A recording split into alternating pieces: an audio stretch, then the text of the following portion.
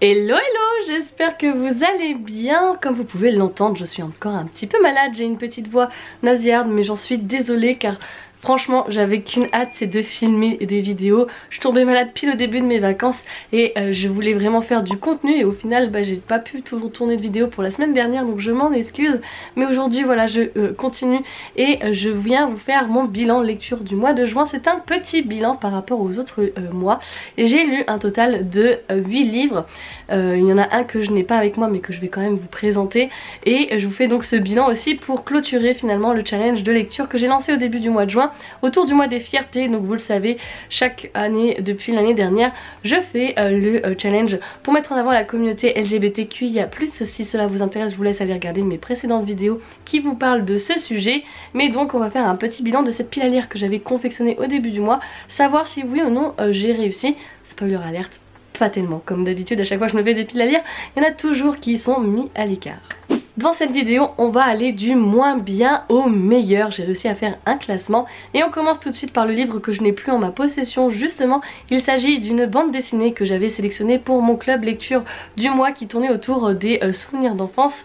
Elle faisait partie donc de cette sélection et il s'agit donc de Mon père sait en faire et le titre est assez évocateur. Surtout quand j'ai regardé la quatrième de couverture où en gros la maman demandait à son enfant de mimer ce que son père faisait. Il prend un crayon et il le met dans son bras comme ça. Bref, je savais très bien du coup que ça allait être une histoire assez difficile et effectivement on y suit un petit garçon qui habite aux États-Unis et qui va tous les week-ends voir un oncle, sauf que à partir de ses 5-6 ans, sa maman lui révèle qu'il s'agit en réalité de son père et qu'il faut l'appeler maintenant papa, ce qu'il a un petit peu de mal à réaliser.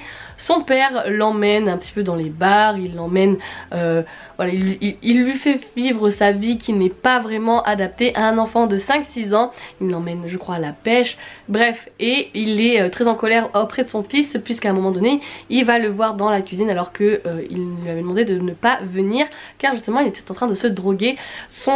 Évidemment il va le révéler à sa mère qui va tout de suite prendre la fuite et qui va donc déménager, mais il va se retrouver du coup chez son oncle avec lequel ça va pas très bien se passer car il a des problèmes d'alcool. Il va le retrouver même nu dans sa chambre à un moment donné.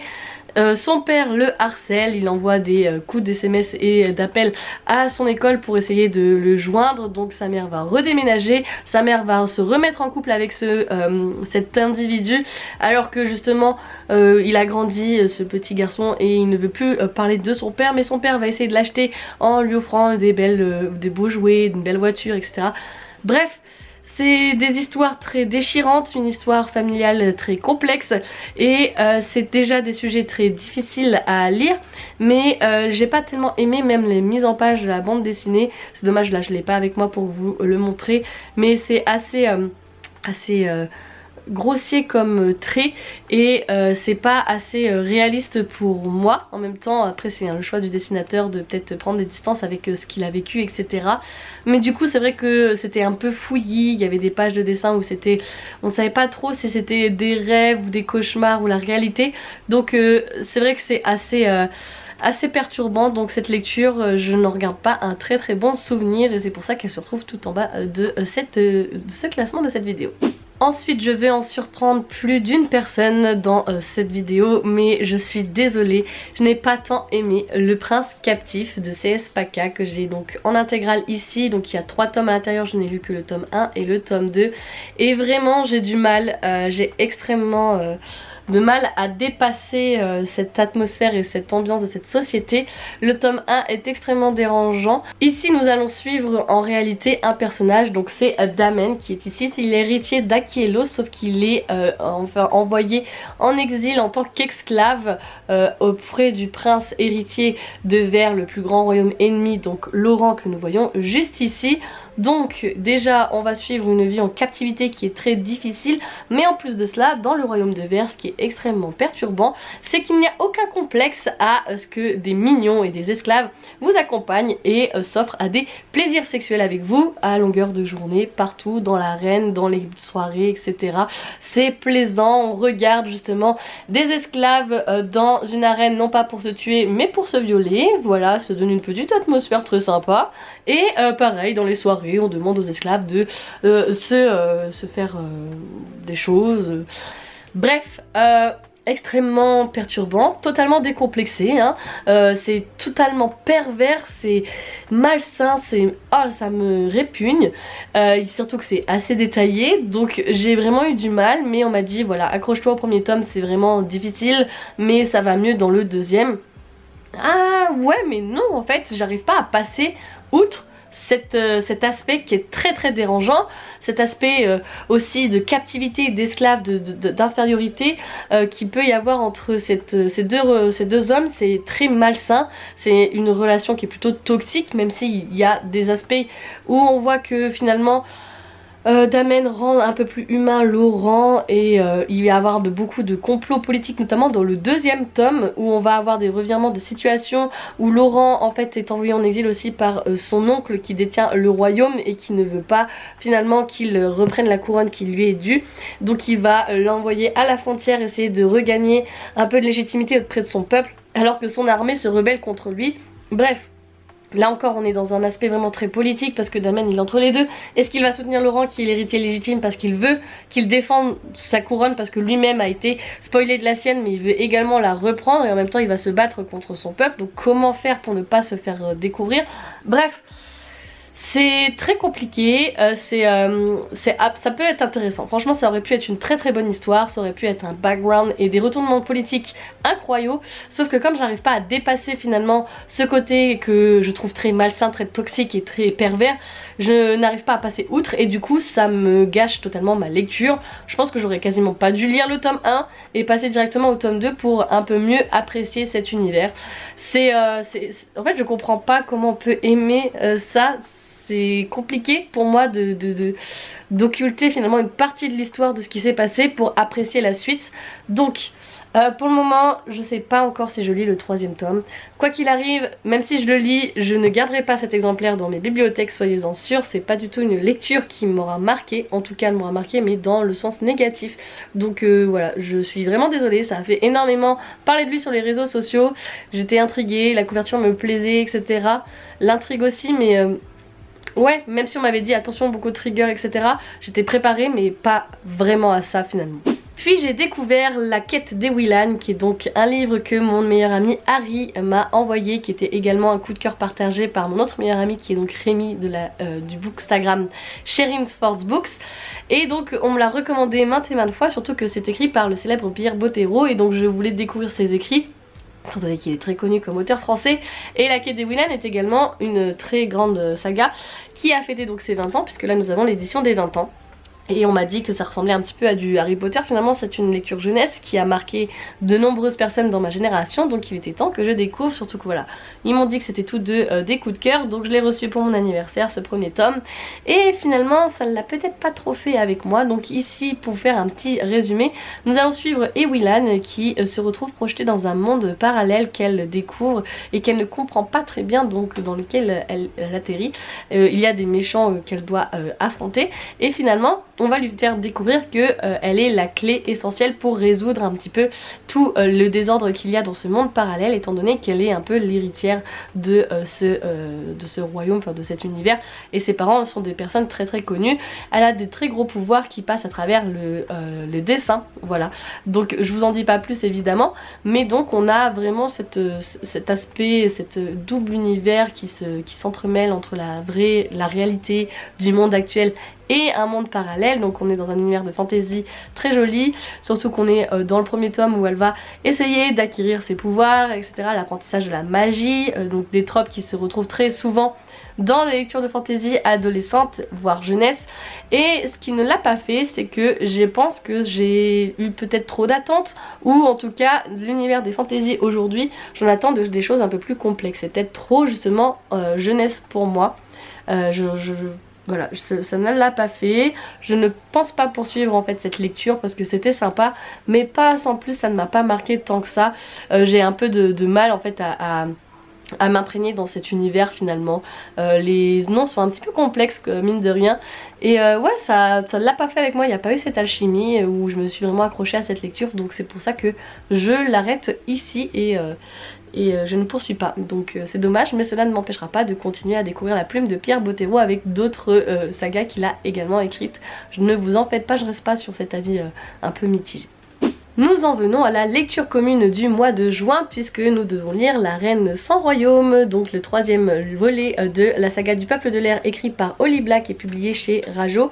Et donc ici nous allons clôturer ces intrigues politiques que nous avons suivies à travers Jude, la protagoniste principale qui est donc une adolescente humaine qui va être élevée dans un monde de créatures magiques, de faées, etc. C'est une très belle ode à la nature, c'est un univers de fantasy, même fantastique très joli. On va avoir vraiment une très belle plume. Toutefois, ça n'a pas été non plus un coup de cœur. Je comprends totalement voilà, la hype qu'il peut y avoir autour avec cet univers, mais je le trouve trop adolescent pour moi. Encore une fois, il m'a manqué plus de maturité, plus de choses adultes dans cette lecture. La protagoniste principale peut m'agacer parfois, mais c'est une adolescente, il ne faut pas oublier que donc forcément elle a un caractère qui peut parfois être un peu tête de mule, etc. Qui est totalement en adéquation avec son âge. Il y a des retournements politiques et c'était vraiment très sympa en fait de suivre tout ceci, un peu prévisible entre guillemets. Je trouvais que c'était voilà, ça manquait un peu de rythme, etc. C'était alors il y a quand même des choses qui m'ont surprise, mais certaines choses se sont résolues avec facilité. Voilà, donc c'était sympa, mais voilà, j'aurais préféré plus d'événements, d'obstacles qu'il peut y avoir, plus de complexité finalement. Et donc voilà, c'était une bonne lecture, mais ce n'est pas un coup de cœur ni une déception. Voilà, c'est un 3 sur 5 quoi, globalement. Bien, on arrive sur le podium et les 3 prochaines lectures m'ont marqué et il a été très difficile de distinguer la place numéro 2 et la place numéro 3. Vraiment, j'ai aimé les 2 lectures autant l'une et l'autre, donc du coup c'était un peu difficile, mais bref. Je vous présente donc à cette 3ème position Before We Kissed, écrit par Sarah Everett, qui sera publié le 10 juillet donc par la maison d'édition Bayard. Ici nous allons suivre une romance parfaite pour l'été que je vous recommande et qui m'a étonnamment touchée. Vous savez que j'aime beaucoup les romances, voilà, pour des lectures assez simples, pour casser un petit peu ces univers très riches de fantasy et de fantastique que je peux lire. Et donc j'avais glissé cette lecture notamment pour le challenge de lecture de LGBTQIA+. Dans cette histoire, nous allons suivre Jessie qui fait un peu partie de la famille des Cohen, dans laquelle elle a son meilleur ami qui est Rowan juste ici et Luke juste là, le grand frère. Donc elle est un petit peu attachée à cette famille puisque sa mère à Jessie ne l'a pas vraiment aidée dans son éducation, étant donné qu'elle était en dépression, elle était très absente et son père essayait de subvenir aux besoins de la famille. Donc Jessie s'est rejoint à ses voisins, donc Luke et Rowan, avec qui elle a tissé des liens, et donc du coup dans cette famille elle est très proche de Mel, la mère de ces 2 garçons, et cette jeune femme va trouver sa vie complètement chamboulée lorsque Mel va annoncer qu'elle a un cancer. Et donc forcément là ça va un petit peu perturber l'équilibre et les liens que cela unit dans cette famille. Rowan va très mal réagir évidemment à l'annonce de ceci et va sombrer dans une addiction. Il va sombrer un petit peu dans l'alcool pour oublier tous ses soucis, et Luke va essayer de l'aider et de soutenir finalement ces personnes, et il va y avoir un rapprochement entre Luke et Jessie et il va y avoir du coup un changement de dynamique. Sauf que ben on sait pas pourquoi, mais Jessie et Luke vont du coup rompre. Rowan ne sera plus là et donc ils vont à un moment donné, vers la fin de la maladie de Mel, essayer de faire semblant pour lui faire plaisir, de se remettre en couple pour qu'elle puisse être heureuse dans les derniers instants de sa vie. Sauf qu'il y a une grosse tension entre entre Jessie et Rowan et Luke. Décidément j'ai du mal, je me suis emmêlé les pinceaux sur la fin, j'espère que c'est compréhensible, mais bref, ici on est vraiment sur du fake dating. Alors oui et non, parce que du coup ils étaient en couple mais ils ne le sont plus, donc forcément c'est un peu faux, et c'est extrêmement touchant. J'ai failli pleurer, j'ai eu ma larme à l'œil, c'était extrêmement poignant dans le récit, et pourtant il faut y aller parce que je suis peu sensible aux lectures d'habitude, où on me dit que je vais pleurer. Généralement je ne pleure pas, donc si j'ai eu ma petite larme à l'œil, c'est que ça a été très touchant. C'est très beau, les personnages sont assez matures je trouve, ils sont cohérents, ils sont bien construits. Pour des adolescents, c'est pas non plus des adolescentes complètement bêtes et détestables qui peuvent faire des décisions un peu un peu comme ça. Il va y avoir des tourments qui vont être effectués, une belle évolution des personnages, donc c'est pour ça que ça a été une très très bonne lecture. Vraiment, les romances ne me marquent pas tant que ça généralement parce que c'est quand même à peu près toute la même chose, c'est assez joyeux, etc. Là on a des found family, des liens avec de la famille qui sont beaucoup plus touchants, qui sont plus profonds que justement l'histoire de la romance qui est un petit peu l'espèce de fil conducteur à travers tous les personnages, mais qui pour autant elle est centrale mais pas tellement. C'est vraiment le background derrière de cette histoire familiale qui va plus me toucher que la romance et ouais, donc je trouvais que c'était très joli et je vous recommande si vous aimez bien ce genre de lecture. Bon, on va poursuivre dans la romance puisqu'à la deuxième position nous avons Gwen and Art Are Not In Love, qui est donc écrit par Lex Croucher et publié chez la maison Casterman, et j'en attendais énormément. Vraiment, quand j'ai vu la couverture déjà ça m'a donné très envie puisqu'on est sur un aspect un peu médiéval, et quand j'ai entendu les premiers retours j'étais en mode ça me plaît, parce que ici nous sommes dans une romance LGBTQIA+.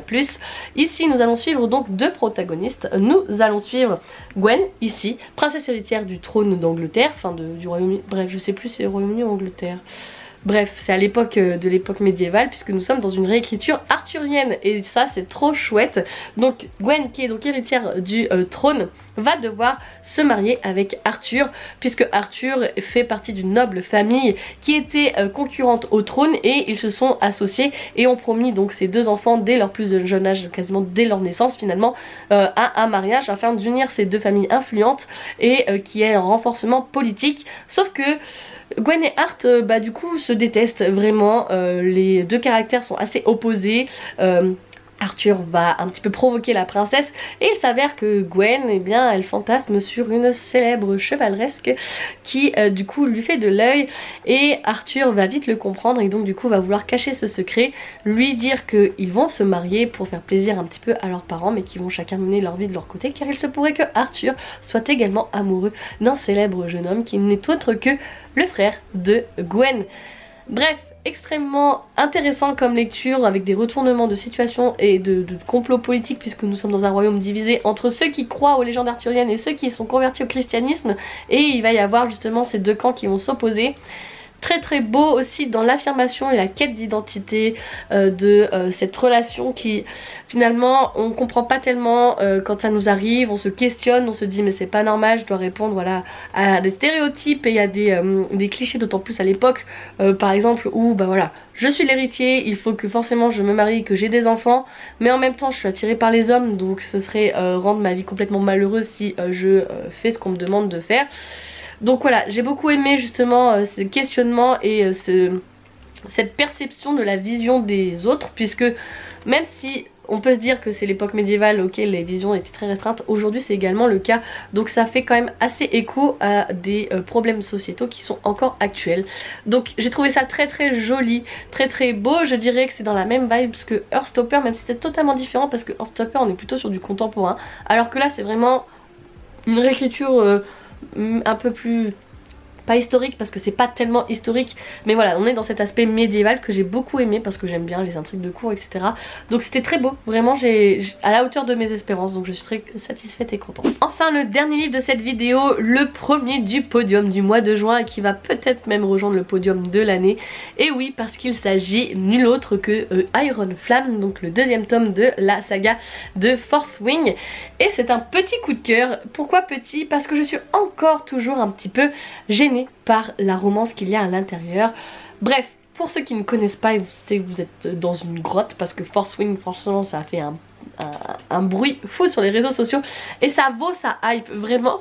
D'habitude je ne fais pas attention au hype des romans, j'attends qu'elle descende et tout parce que ça me saoule, etc.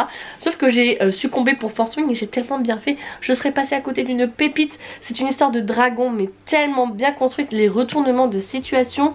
Petit extrait de la révélation finale du tome 2. Oui, parce que j'étais en live et franchement j'ai été choquée, j'étais vraiment en mode waouh, on m'avait dit la fin elle est incroyable. Je me suis dit bon, je vais attendre parce que moi la fin du tome 1 je l'avais vu venir. Je me suis dit bon bah là ça va être la même chose, je vais peut-être déjà percevoir un petit peu ce qu'il va nous dire pour le tome 2. Et là j'étais en mode mais quoi? Donc ultra surprise vraiment, et tellement déçue et frustrée de devoir attendre 2025 pour avoir la suite, le troisième et dernier tome. Ça va être terrible l'attente. J'adore. Juste voilà, je reviens sur la partie romance où on est sur un enemy to lovers assez présent dans le tome 1. Le tome 2, au début forcément il y a un peu moins d'action parce que on est sur la mise en place finalement de la suite du tome 1, ce qui est normal dans l'univers. Il y a forcément un moment où on va avoir un peu moins de rebondissements, ce qui est totalement logique. Donc ça laisse un peu plus de place à cette histoire d'amour entre les deux. Sauf qu'elle est toujours aussi détestable que le premier tome pour moi. J'ai du mal avec le enemy to lovers déjà de base. Mais là en fait c'est vraiment agaçant parce que c'est vraiment le oh mais je l'aime mais il faut pas, mais oui mais je l'aime fort, oui mais il faut pas. Genre au bout d'un moment décidez-vous, enfin voilà, il y a quelque chose, faut arrêter de se battre, il faut au bout d'un moment passer à autre chose et concrétiser les choses, ou alors arrêter mais faire une décision, prendre un choix là, parce que là c'est vraiment compliqué. Du coup c'est pour ça que je suis un peu mitigée là-dessus sur la romance. Mais ça reste un coup de cœur quand même parce que l'évolution du personnage elle est incroyable aussi. Quand par exemple je prends le personnage principal de Violette, quand je vois tout ce qu'elle fait dans ce livre là, je me dis mais attendez, c'est la Violette du parapet là qui est en train de faire tout ça. Celle qui était toute fragile et qui allait peut-être pas pouvoir aller au bout de sa formation, elle est en train de faire tout ça là. Incroyable, vraiment une très belle évolution, très cohérente même dans le caractère des personnages et les capacités etc. Je trouve que c'est magnifiquement bien fait. C'est aussi une évolution politique auquel je ne m'y attendais absolument pas. Voilà, on est dans un univers où il va y avoir forcément des confrontations, des retournements etc. Mais alors là je m'y attendais pas du tout. Je trouve que la magie aussi est très bien expliquée, très bien faite, ça fait pas trop gros et ouais les dragons sont très attachants malgré leur caractère assez énervant. Et j'ai eu un petit post-it ici parce que il y a eu des tourments dans la personnalité de Violette qui a été à un moment déstabilisée et ça faisait tellement écho à ce que j'ai pu vivre, ça faisait vraiment, je me suis retrouvée en elle et je me suis dit ok ça permet de faire un personnage vraiment beaucoup plus réaliste, beaucoup plus attachant puisqu'on la comprend. Et elle n'est pas parfaite parce que voilà, elle a des tourments, elle a des difficultés, elle a des défauts. Mais justement c'est ce qui fait que le personnage est beaucoup plus authentique, beaucoup plus attachant au final. Donc ouais, petit coup de cœur parce que il n'y aurait pas eu cette grosse présence de enemy to lovers et ce patinage de romance. J'aurais peut-être eu le gros coup de cœur, mais en tout cas c'est un univers que j'aime énormément, qui me reste en tête et que j'ai passé ma semaine à rêver dessus, donc c'est que il me marque même dans la lecture. Et bien écoutez, voici mon bilan lecture du mois de juin. J'en avais peut-être un peu moins que les précédents mois, mais j'ai pris tout mon temps pour m'expliquer et pour détailler à chaque fois mes revues. N'hésitez pas à me dire ce que vous en pensez. Si vous êtes resté jusqu'à la fin, n'hésitez pas à me mettre un emoji flamme en rapport avec Iron Flamme évidemment. J'espère que le ventilateur juste en arrière-plan ne vous a pas trop dérangé dans la vidéo. Merci en tout cas d'avoir regardé jusqu'ici. Si vous êtes nouveau, n'hésitez pas à vous abonner et à me rejoindre sur les réseaux sociaux. J'ai vu qu'il y en a pas mal d'entre vous qui sont arrivés, donc merci énormément pour votre soutien, j'espère que ça vous plaira. Et donc on se retrouve très vite pour une nouvelle vidéo sur la chaîne. Et d'ici là, surtout, n'oubliez pas de vous évader. Ciao ciao!